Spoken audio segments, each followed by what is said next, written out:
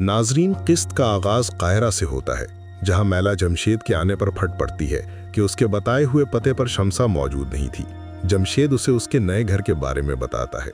दूसरी जानिब ज़ातलियून शहवार से कह रहा होता है कि सलाहुद्दीन को अपने बिल से निकालने के लिए एक चारे की ज़रूरत है। इतने में मैला अपने असली हुलिये में वहां पहुंचती है और सब लोग उसे देखकर हैरान रह जाते हैं। मैला अपना असली तारुफ करवाने के बाद कहती है कि सलाहुद्दीन तक पहुंचने के लिए उन्हें शमसा की ज़रूरत है। ज़ातलियून उसका पूरा नाम सुनकर वो लम्हा याद करता है जब लाड गाय ने उसे मैला से शादी की तजवीज़ पेश की थी। ज़ातलियून उससे इत्तेहाद करता है और शमसा का पता पूछता है।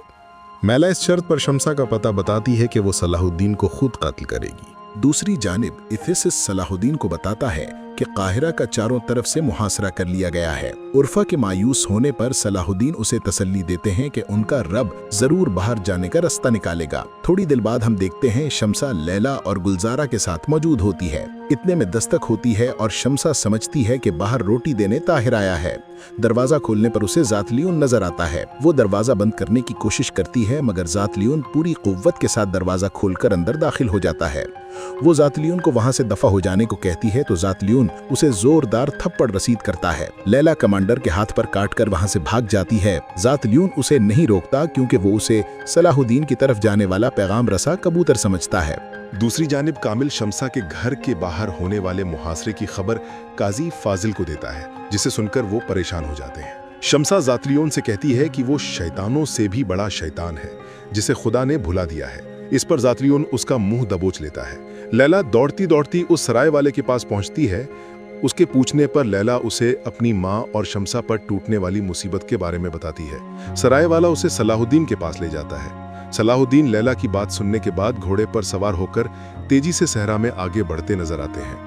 दूसरी जानिब ज़ातलियून शमसा से गाना गाने को कहता है। उसकी बात ना मानने पर ज़ातलियून गुल्ले ज़ारा की गर्दन पर खंजर रख देता है। ये देखकर शमसा रोते रोते गाना शुरू करती है, लेकिन गाना खत्म होने के बाद ज़ातलियून गुल्ले ज़ारा का गला काट देता है। शमसा ये देखकर रोने लगती है। थोड़ी देर बाद शमसा कमांडर का खंजर पकड़कर ज़ातलियून पर वार करने लगती है तो वो उसका हाथ पकड़ लेता है और गुस्से से उसको बांधने का हुक्म देता है। दूसरी जानिब एक शख्स काले लिबास में मलबूस बिजली की रफ्तार से घोड़ा दौड़ाकर काहिरा में बढ़ता चला जाता है कि घात में बैठे तीर अंदाज भी उसका निशाना नहीं लगा पाते।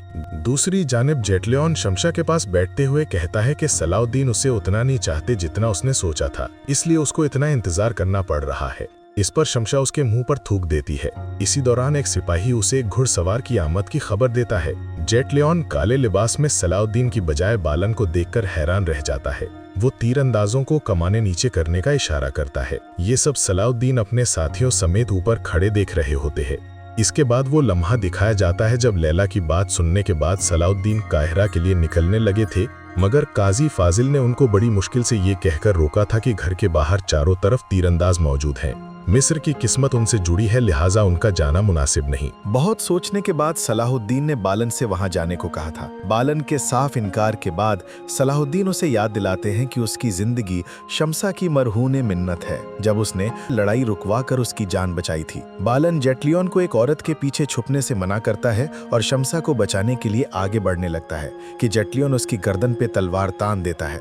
वो बालन से कहता है कि अपने भाई की तरह मुसलमानों की हिमायत करने पर उसे जहन्नुम में जाना चाहिए। ये देखकर सलाहुद्दीन उर्फा से बालन को बचाने का कहते हैं और खुद खलील के साथ शमसा की तरफ बढ़ जाते हैं। इसी दौरान वहां मौजूद सिपाहियों को तीर लगते हैं और सलाहुद्दीन के सब साथी उन पर टूट पड़ते हैं।